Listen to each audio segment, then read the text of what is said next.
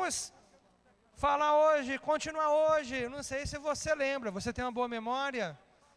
Qual foi o texto que eu estava conversando com você há 2 domingos atrás? Qual foi o texto? Está vendo? Você esqueceu? Isso se chama disenteria mental. 2 Pedro, capítulo 1. Agora você vai lembrar, 2 Pedro, capítulo 1.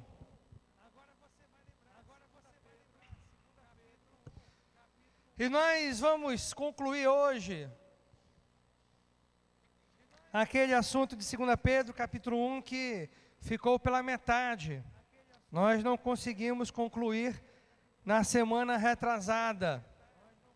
E aí eu vou ler com você a partir do versículo 3, para chegar exatamente no ponto que nós abordamos, e nós vamos ver onde nós paramos e vamos continuar a nossa conversa, que é um capítulo muito agradável, é um capítulo muito agradável.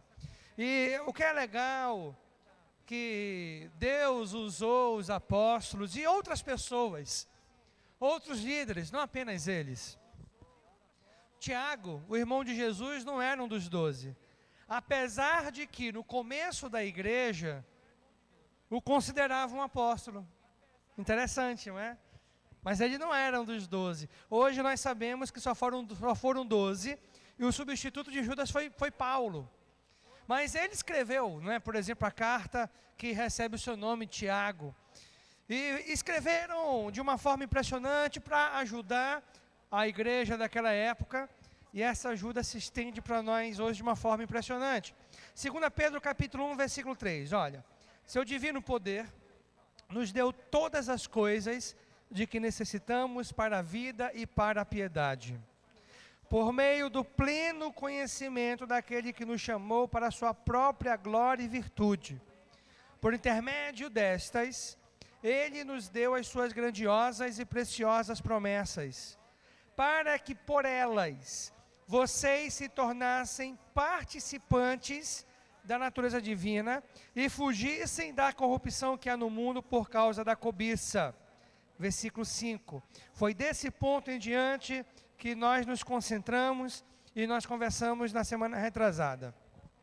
Por isso mesmo, ou seja, já que nós temos tudo o que necessitamos para a vida e piedade, então não tem desculpa. A conversa mais furada do cristão é dizer: é maior do que eu. Eu não consigo. Eu não posso, é muito forte. Não, aqui ele está falando que nós temos tudo o que precisamos. Já que nós temos o que precisamos, que é o Espírito de Deus em nós. Versículo 5. Por isso mesmo, empenhem-se para acrescentar à sua fé a virtude. A virtude, o conhecimento. Ao conhecimento, o domínio próprio. Ao domínio próprio, a perseverança. A perseverança, a piedade. A piedade, a fraternidade. E a fraternidade, ao amor. E a grande questão que estávamos conversando é como agirmos enquanto esperamos Jesus voltar. Era disso que nós falávamos há 2 domingos atrás. Como agirmos enquanto esperamos Jesus voltar? Primeiro ponto que nós conversamos: nós não podemos ficar de braços cruzados. Nós não podemos ficar de braços cruzados, esperando as coisas acontecerem. Não, aqui o apóstolo Pedro fala de empenho. Nós nos empenharmos.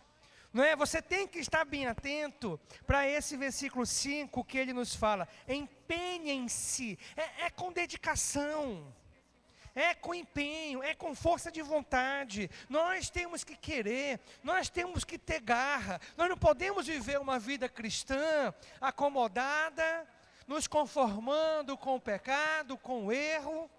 Nós não podemos nos alegrar com as coisas erradas.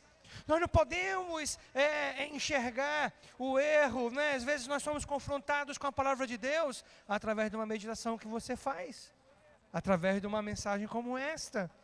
E você não pode ficar no seu lugar de conforto, não. Isso tem que fazer você se mexer. E aí que vai entrar o empenho. Empenhem-se. Nós não podemos viver numa vida estagnada espiritual. Nós temos que a cada dia sermos cristãos melhores. O que você é hoje tem que ser superior ao que você foi ontem. Na sua caminhada cristã, nós temos que ter um crescimento constante, não é? Claro que nós não vamos viver uma reta vertical, vai ser uma inclinada, constante, porque não é do dia para a noite que nós mudamos como pessoas. Não é do dia para a noite que nós temos uma vida transformada. Deus vai trabalhar pouco a pouco com o nosso empenho. Nós observando as fraquezas, a gente olhando para as nossas dificuldades, as nossas limitações.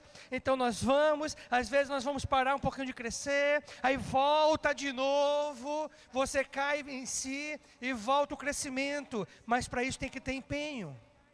E aí na lista de coisas que nós vamos nos empenhar, aí letra A, acrescentar a nossa fé à virtude.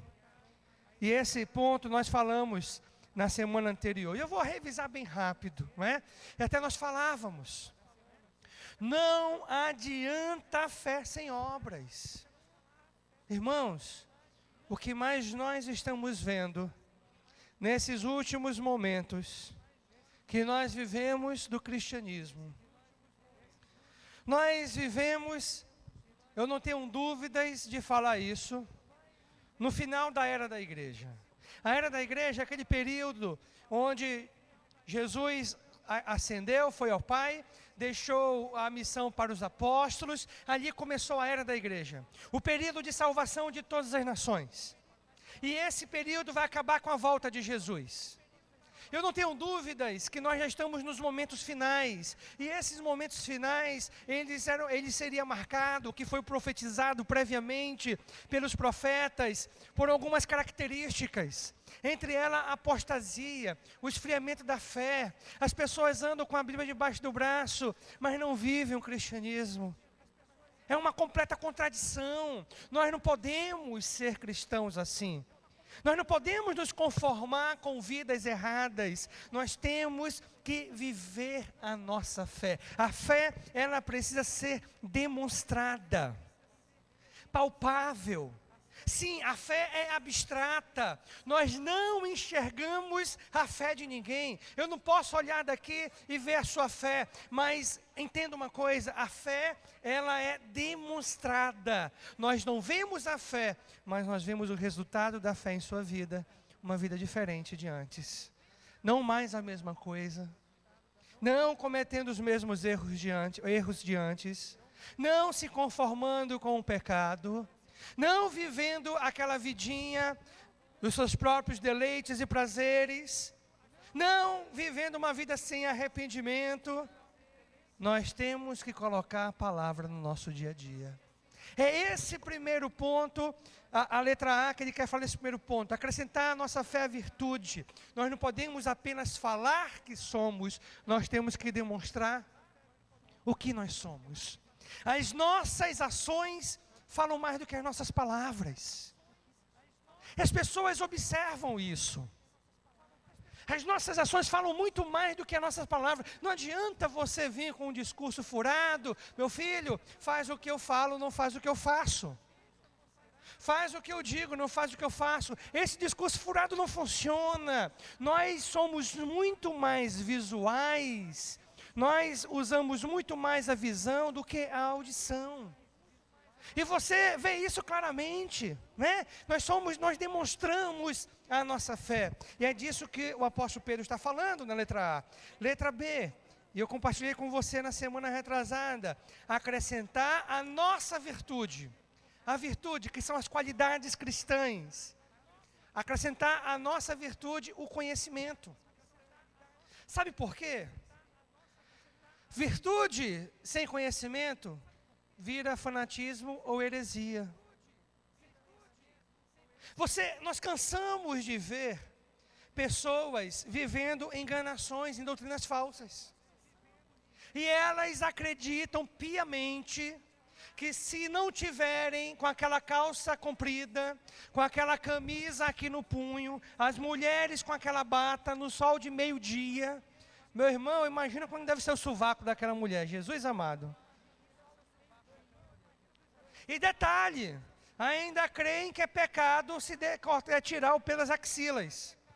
Por isso que se você vem andando muito assim, olha, é a floresta debaixo do braço, não é? Ela está andando desse jeito. E as pessoas acreditam piamente que aquilo ali é uma virtude cristã. Isso é virtude sem conhecimento.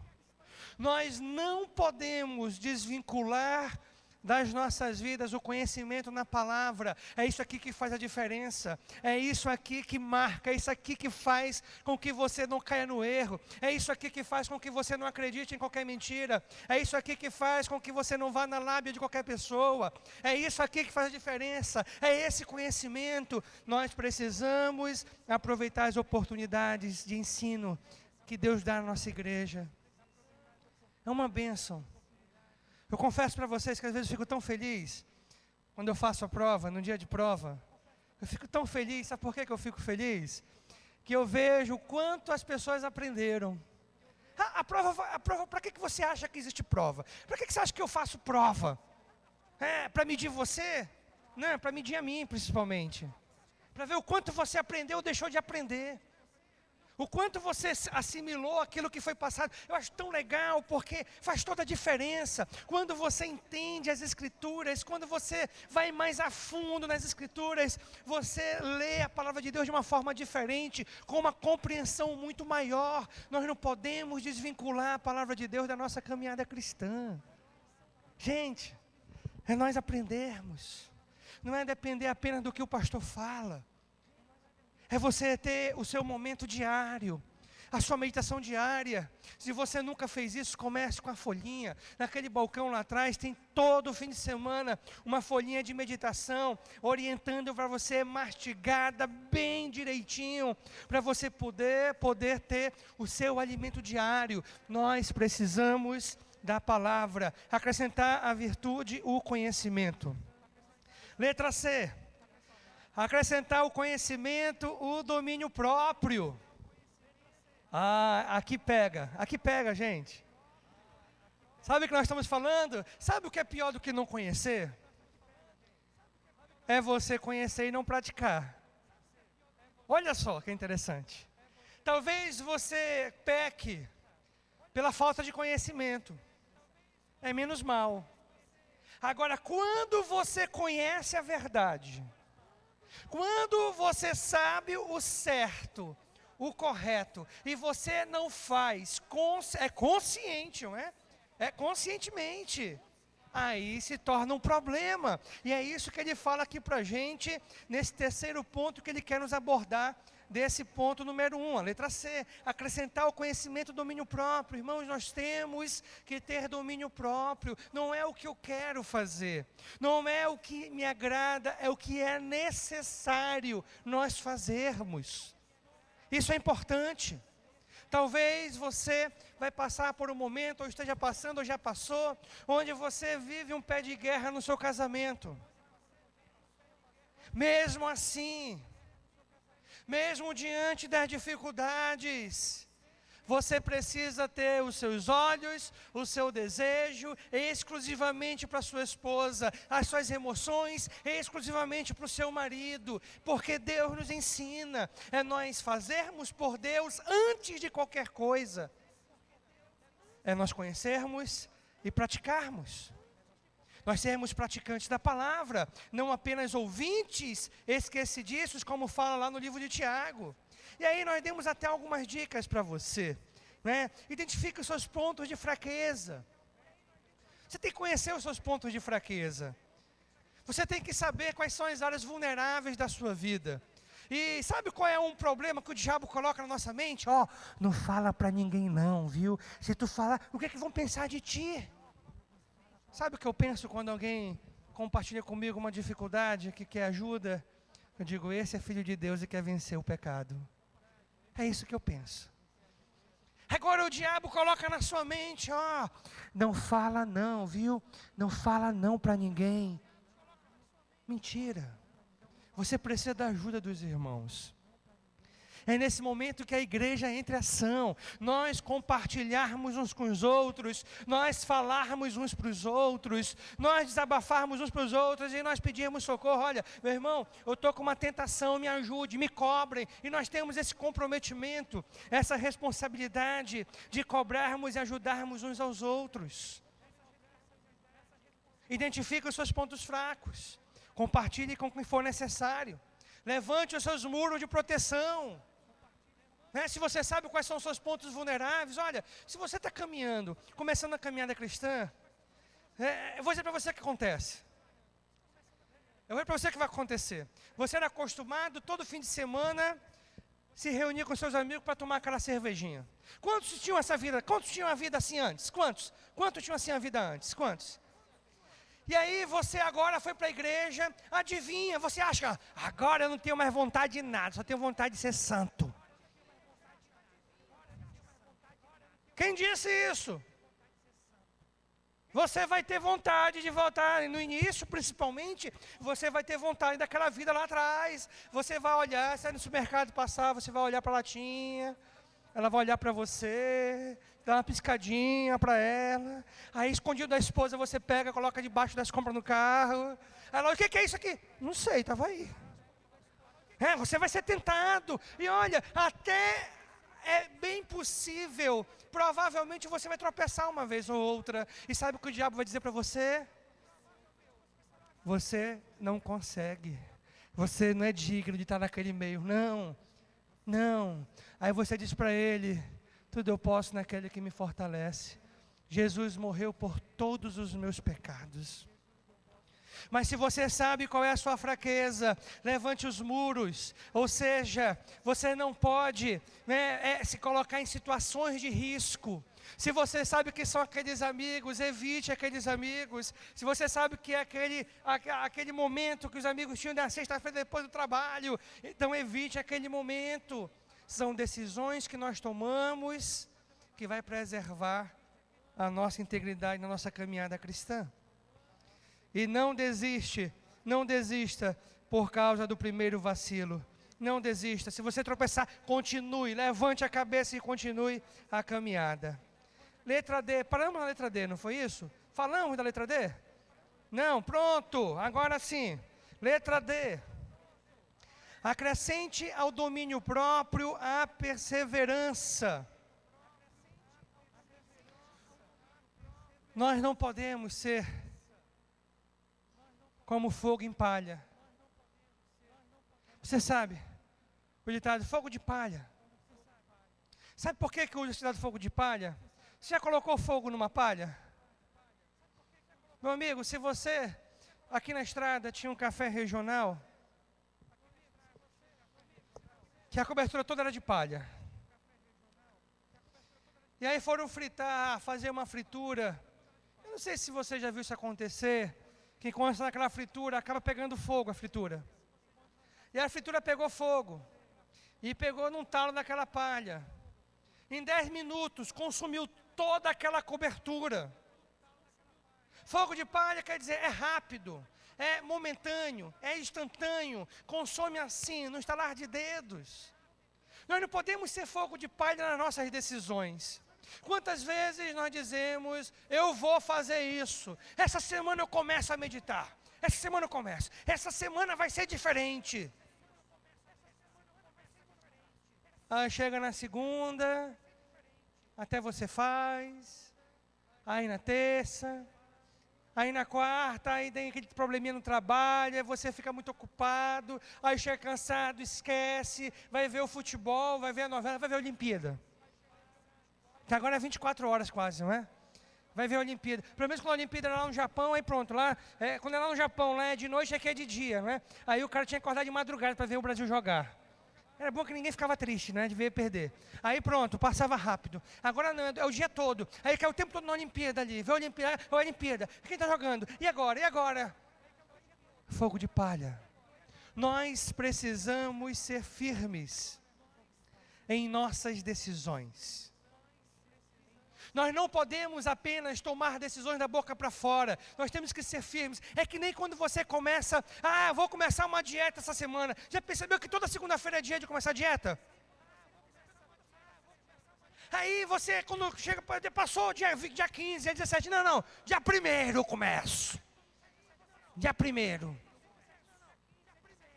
Qual foi a última dieta que você fez aí? Ou então é o exercício, né? O exercício. Não, segunda-feira eu começo a caminhar. Eu começo a caminhar segunda-feira, eu vou caminhar, eu vou legal, daquela segunda-feira, com aquela chuvinha agradável.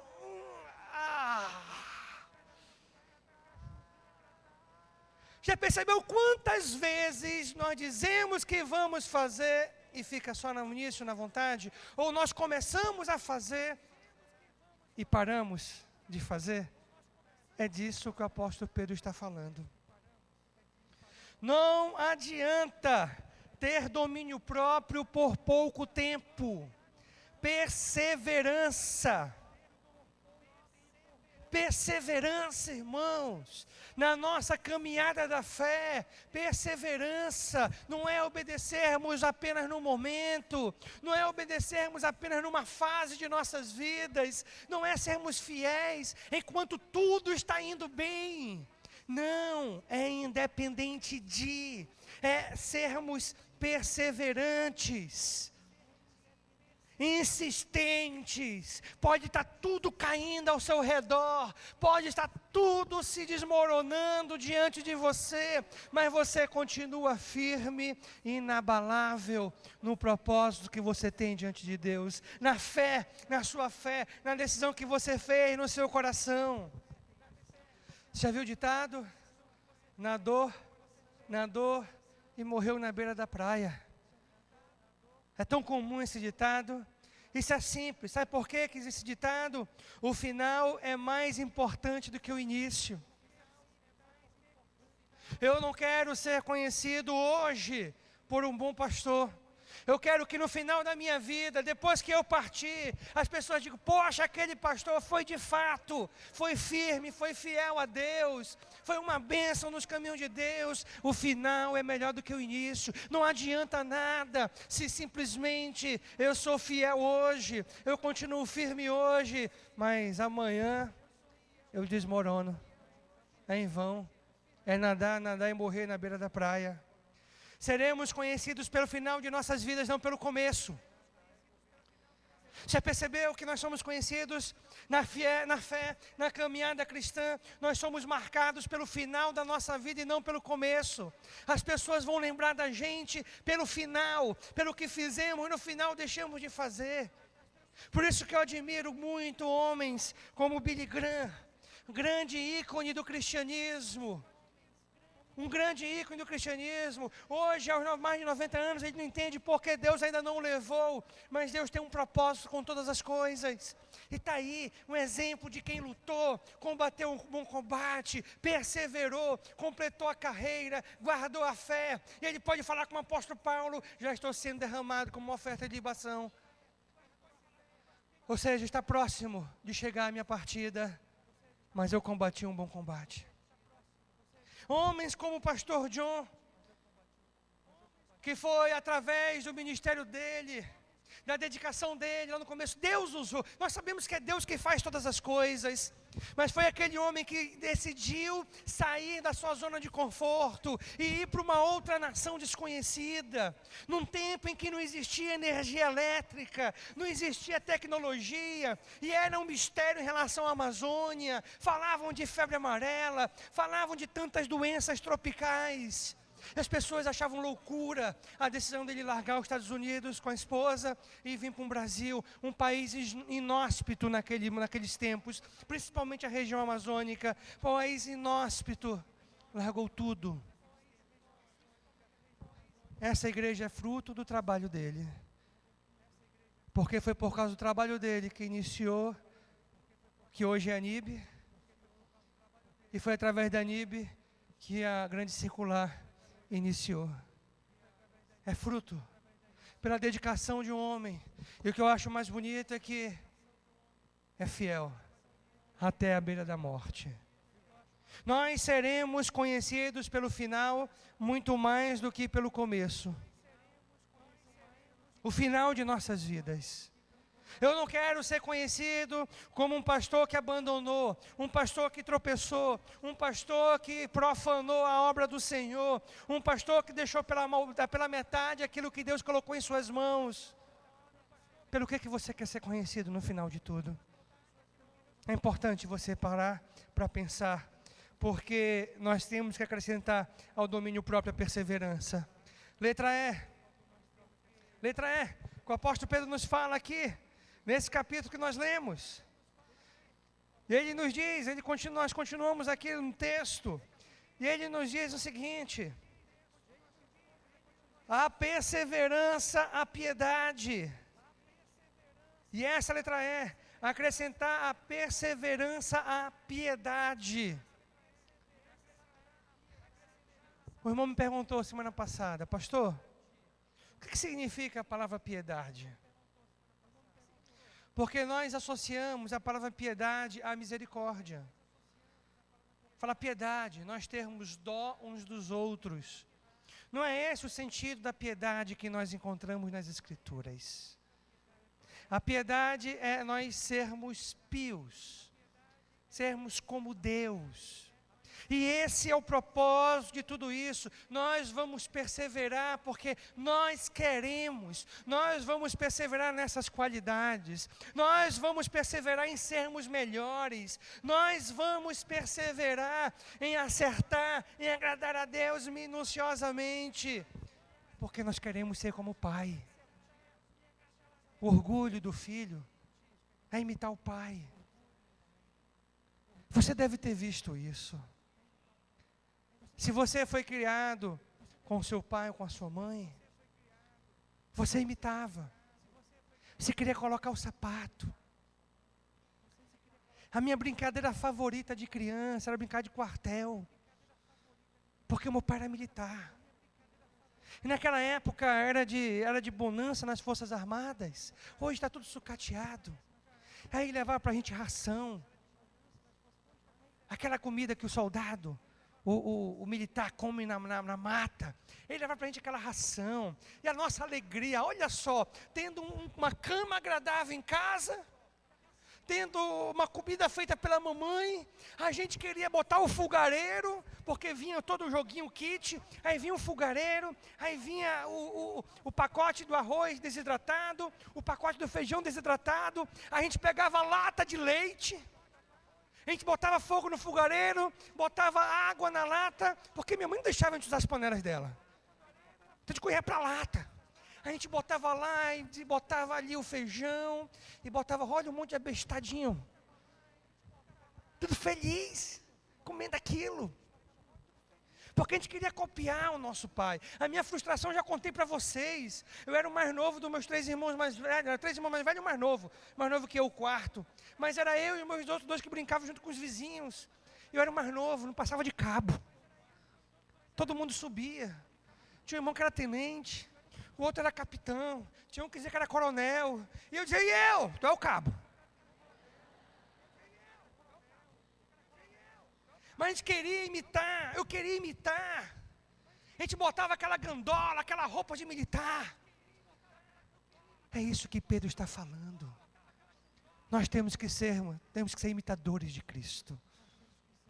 Nós temos que ter o desejo em nossos corações de ser como Ele, e não vai ser através de um aspecto físico, não vai ser através de um tipo de cabelo, de uma moda, de um penteado novo. Vai ser através de você colocar as qualidades de Cristo na sua vida. Acrescentar a perseverança, a piedade, é o nosso objetivo. É o nosso objetivo final. Quando você se olhar no espelho, eu vou passar uma tarefa para você. Quando você se olhar no espelho, nessa semana, em vez de você se preocupar com o penteado, com seu penteado, em vez de você se preocupar com a maquiagem, a primeira coisa que você vai perguntar, não que você não vai se preocupar com isso, pelo amor de Deus, Não vai andar que nem um leão por aí, assustando todo mundo. Mas a primeira preocupação vai ser o seguinte: você vai olhar para o seu reflexo no espelho e você vai perguntar: Senhor, o que eu vou precisar mudar em mim para ser mais como Ti? Para ser mais parecido contigo? O que eu preciso mudar em mim, na minha vida, para ser mais parecido contigo? Uma boa tarefa. Se nós parássemos para nos preocuparmos mais em sermos como Deus, nós seríamos cristãos melhores. Uma vez uma jovem da igreja levou a sua líder para escolher uma roupa. Já vou pagar para você. E aí ela viu uma roupa que ela achou muito bonita, e nessa aqui vai ficar muito boa em ti.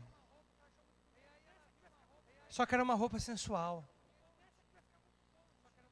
Aí aquela líder falou para ela: olha, eu não vou usar essa roupa. Mas por quê? Fica tão boa em você. Tem o seu número. Porque Deus não queria que eu usasse. Se nós, em vez de nós pensarmos primeiro no que é bom para a gente, nós perguntarmos para Deus o que Ele gostaria que nós fizéssemos, nós seríamos cristãos melhores. Nós cometíamos menos pecado. Nós cometeríamos menos pecados. Nós seríamos pessoas mais fáceis de conviver. E nós temos que colocar esse desejo em nossos corações, sermos pios, sermos como Deus, sermos como Deus. O que eu posso fazer essa semana? Essa tem que ser uma pergunta. O que eu posso fazer nessa semana para ser uma pessoa melhor, para ser um cristão melhor? O que eu posso fazer? Qual é a mudança que eu vou pegar? Qual é o caminho da mudança que eu vou pegar? Quais são as coisas que eu vou evitar? São decisões que nós tomamos que fazem a diferença na nossa caminhada cristã. E para terminarmos esse primeiro ponto, aliás não, tem mais 2 pontos. Letra G, acrescentar a piedade à fraternidade. Letra F, desculpa. Acrescentar a piedade à fraternidade. O que Pedro está falando? Não adianta você dizer: olha, eu sou como Deus. Não adianta você dizer: olha, eu sou temente a Deus, eu sou um filho de Deus, eu imito a Deus, eu quero fazer o que Ele deseja para a minha vida, se você não está bem com seu irmão. É isso que está falando. 1 João capítulo 4, versículo 20.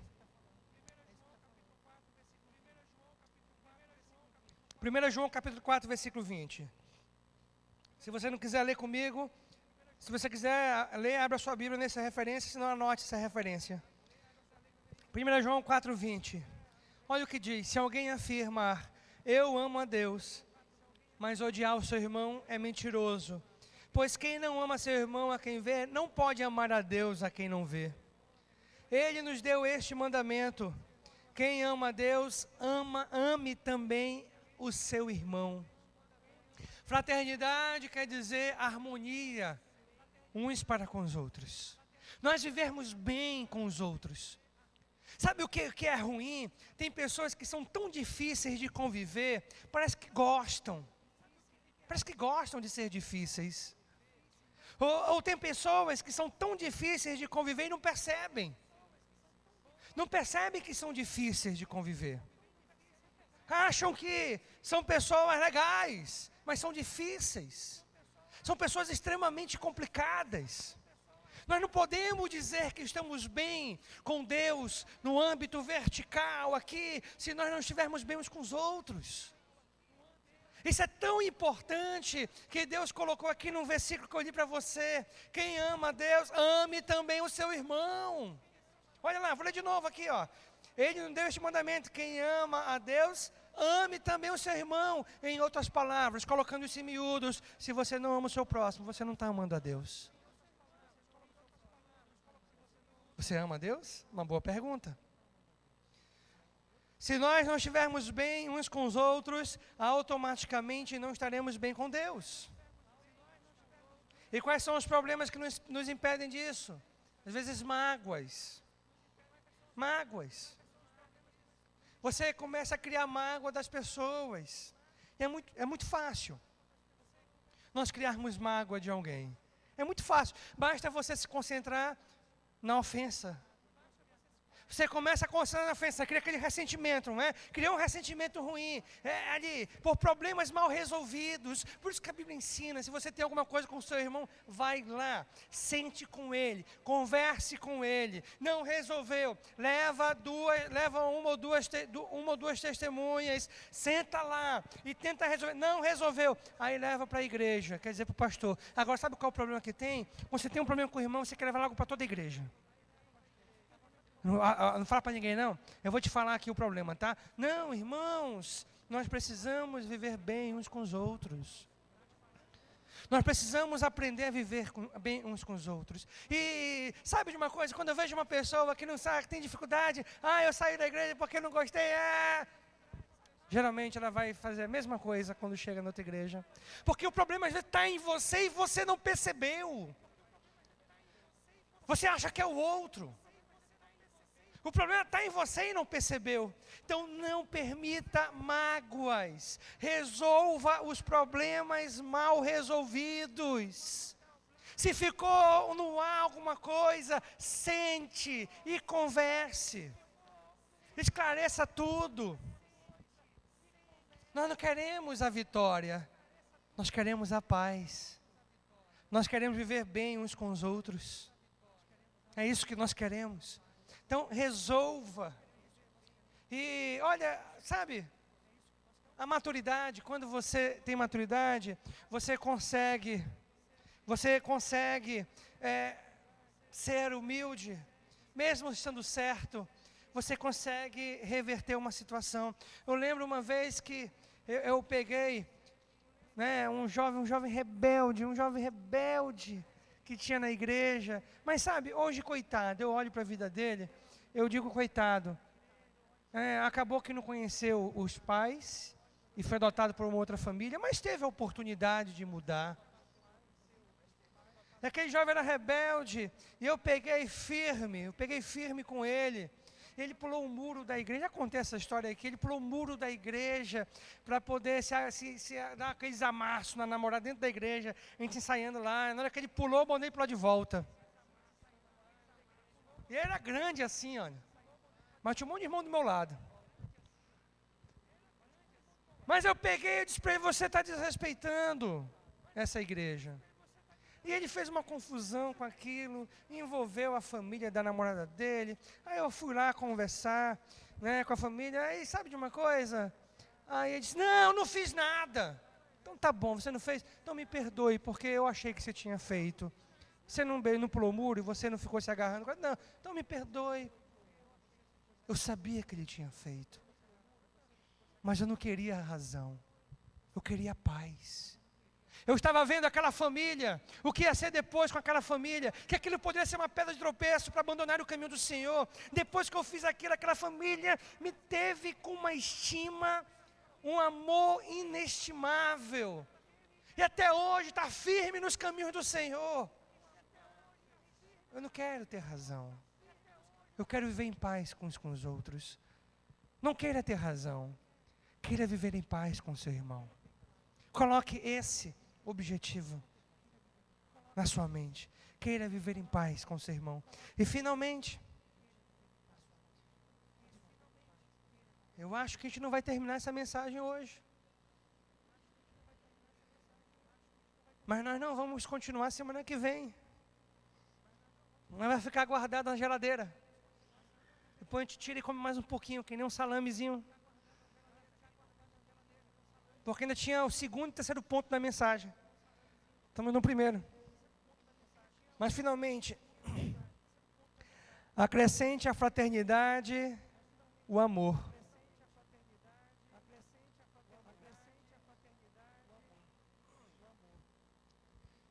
E nós vamos terminar com esse ponto. Vamos só conversar um pouquinho sobre ele. Essa letra G. Acrescente a fraternidade, o amor.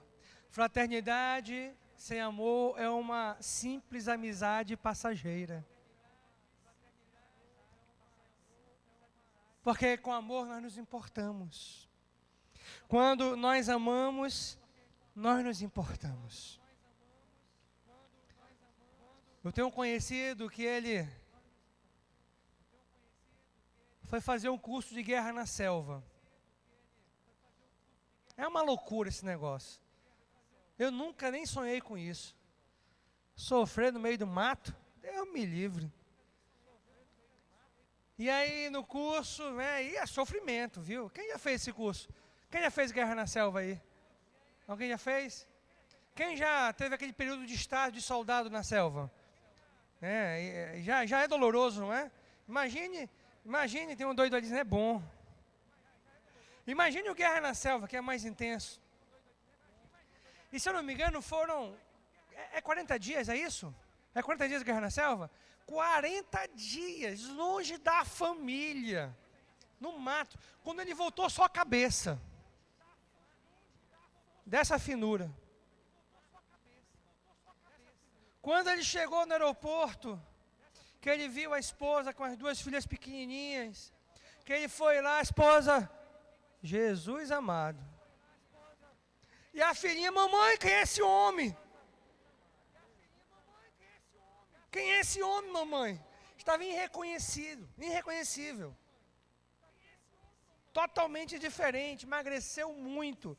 E parece que quando você passa um tempo muito grande no mato, com aquela gandola fedendo, você vem com uma nhacazinha considerável, né? Eu acho, só pode.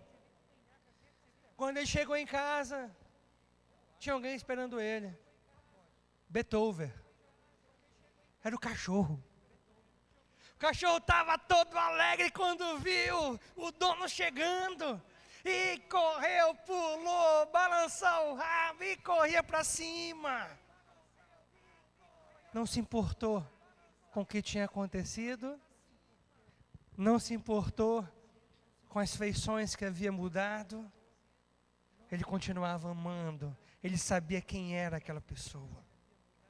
Nós temos que, entre nós, termos um amor verdadeiro. Dentro do nosso grupo pequeno, ter um amor verdadeiro. Quando necessário, puxar a orelha. Quando puder, passar a mão na cabeça. Dar um abraço, dar um puxão. Nós temos que ter esse equilíbrio. Em 1 João capítulo 3, versículo 18, fala: filhinhos, não amem apenas de palavra, mas amem de ação e em verdade. Assim sabemos que somos da verdade e tranquilizamos o nosso coração diante dele. Quando o nosso coração nos condenar, porque Deus é maior do que o nosso coração e sabe todas as coisas. Nós não podemos amar apenas da boca para fora. Nós temos que amar de verdade. E como é que nós amamos? Dicas de amor para nós praticarmos. Primeiramente, presente nas dificuldades. É tão legal quando na dificuldade você recebe aquela palavra de ânimo, aquele amigo ali. Talvez não vai ser o dinheiro, não. Está aqui, meu irmão, paga a tua dívida. Isso não é o mais importante. E talvez isso você não tenha para fazer, mas vai ser aquela pessoa que vai estar lá com você e vai dizer: olha, eu estou orando com você por isso. É desse amor que você precisa. Eu vou jejuar com você essa semana por isso. É desse amor. Presente nas dificuldades. É um amor, outra dica, é um amor que suporta. Não existe ninguém perfeito. Nós temos as nossas individualidades, as nossas peculiaridades. Você não vai apenas estar ali com aquele seu amigo, não, você vai estar com ele não só quando ele está tudo bem, não, quando ele também estiver errando, você vai estar, vem cá, olha, você está errando, puxa a orelha, mas está presente aí na vida dele, está lá ao lado dele, não compartilhando do pecado, não compactuando com o erro, mas suportando aquela pessoa com as suas individualidades, que nós somos individuais, nós temos as nossas peculiaridades, às vezes nós somos um pouquinho chato. Você não é um pouquinho chato? Você não é um pouquinho chato às vezes? Você é, nós temos a nossa individualidade, mas o amigo está ali do lado, em todo momento. Um amigo conhece defeitos e virtudes e consegue conviver. Outra dica: amor que estende a mão e não o dedo. É disso que nós precisamos. de menos pessoas para apontar e mais pessoas para estender as mãos e dizer: pronto, meu irmão, eu estou com você, vamos lá, você vai estar arrependido, você quer mudar, amém, estamos juntos. Agora você não quer mudar, eu não posso fazer nada por você. Eu vou estender a mão a quem quer ajuda e quem quer agradar a Deus, mesmo tropeçando. Em vez de ficar apontando, está ali com as mãos estendidas, pronto para ajudar quando for necessário. São qualidades que nós precisamos agregar na nossa caminhada cristã, a nossa fé. Então nós falamos, acrescentar à nossa fé a virtude, o conhecimento. Ao conhecimento, o domínio próprio. Ao domínio próprio, a perseverança. A perseverança, a piedade. A piedade, a fraternidade. A fraternidade ao amor. E assim que você caminhe na sua fé, seguindo esse caminho até a volta de Jesus.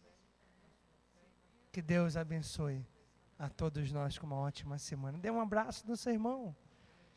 Diga assim para ele: olha, veja bem o que você vai acrescentar à sua fé.